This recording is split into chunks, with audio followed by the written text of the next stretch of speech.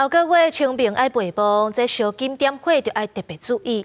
最近台南火烧线的事件有变多，客家公墓昨下晡杂草着火，拄等风正透，火是烧甲正猛。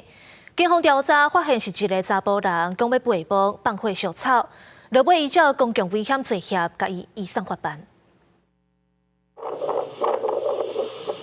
消防人员救水线，紧甲墓仔堡边仔火拍花，不过这边拍花，另外一边煞烧起来。你别下来，备忘就爱烧物件。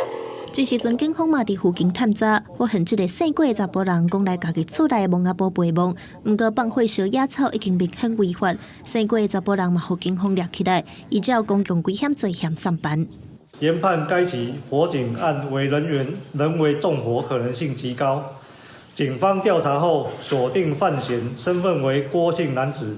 清明日要到，台南市各地出现火烧堡的状况明显变多。经过消防局统计，为元宵到今收到137件火灾通报，伫墓仔堡放火烧草就有105件，占77%。以最近一礼拜来看，就有52件。其实公部门有针对墓仔堡定期派人修剪野草，不过有一寡民众会家己抠，或者是请代工业者整理，所以黑白烧草的状况就真歹管控。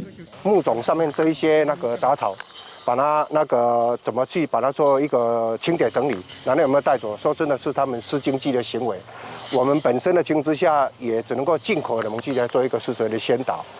真侪人明明知影黑白烧野草，毋但违反空违法，阁有公共危险罪嫌，所以因为方便放火烧墓仔堡，市府嘛呼吁民众清明备忘，毋通用火烧草，较免犯法阁危险。记者文正雄台南报道。